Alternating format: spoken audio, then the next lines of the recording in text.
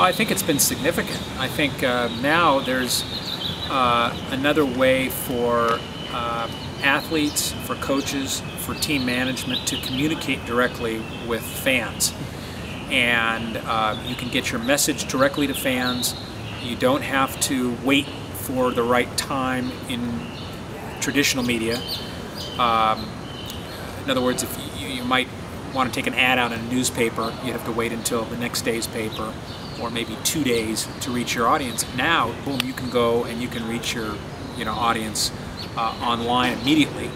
Athletes can speak directly to their fans, and teams, coaches, athletes, everybody can control their message, which is probably the biggest factor, is that you're controlling what is said and when it's said. I was going to use those words. I would say it's taken some of the power away. The media has always been described as the eyes and ears of the fans. Well, now there's a way to get to those fans without using the media. So it doesn't mean that the media will be becoming unimportant, but I think your words of less important, I think, is accurate. Instead of being the sole form of communication from with teams and athletes and coaches, now it becomes one of the ways to communicate. Traditional media, social media is becoming a significant other way to communicate with your desired audience. Well, I think the most important thing is to just learn all of the ways that you can use it. So when you're going through a training period in college, now it's just be aware of all of the outlets that social media provide. There's of course Facebook and Twitter and having a YouTube channel. And I think we're going to see more continue to develop.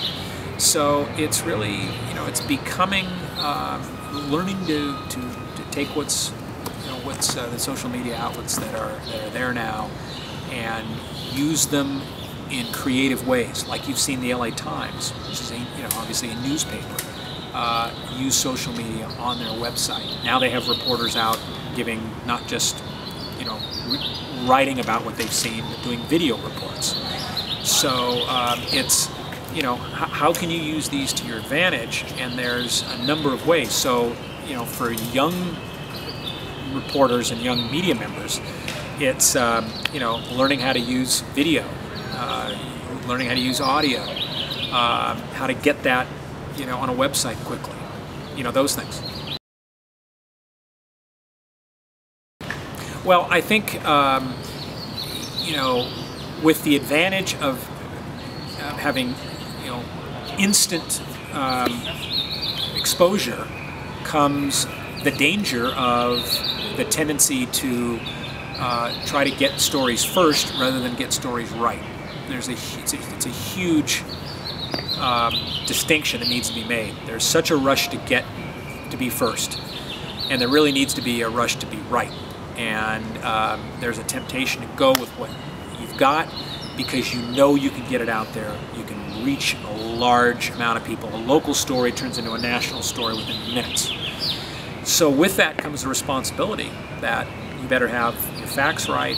You better have checked your sources, because last thing you'd want to do is lose the credibility that you've built up, and that's a real risk when you're in a rush to be first.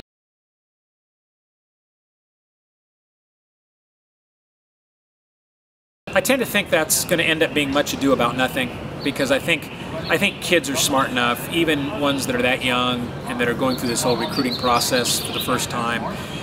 As time goes on, they'll understand that it's fans being fans, and one group suggesting come to my school will end up having no more real significance than another group saying come to my school.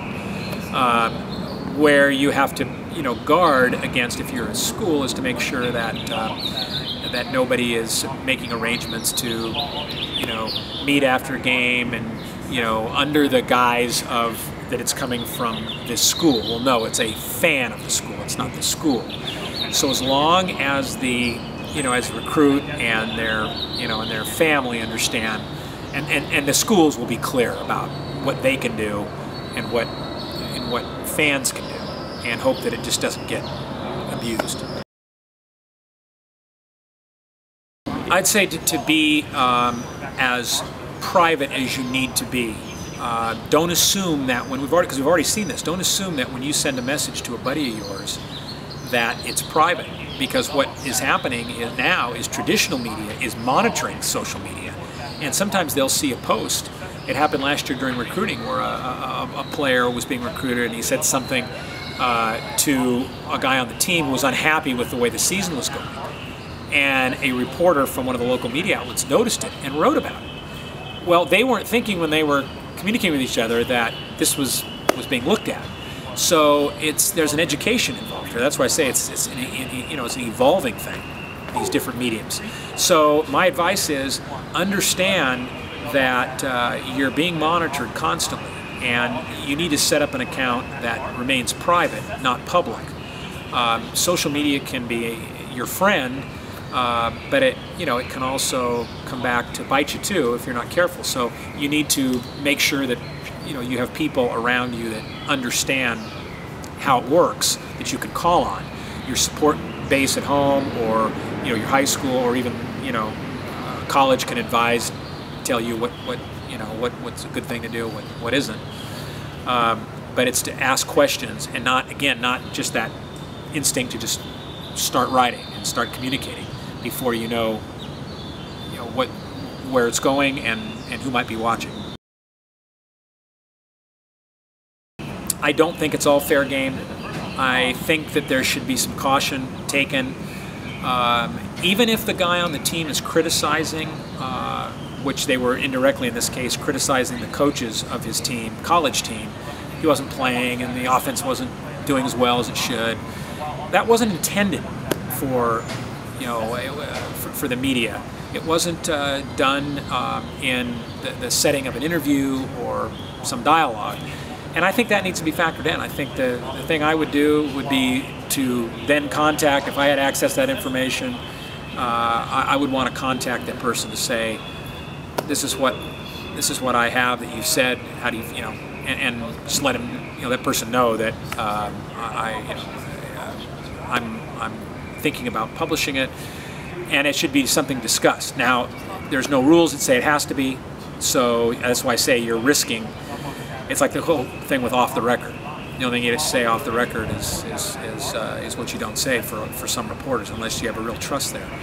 So I think it's sort of case by case, but in general I feel that the media should be,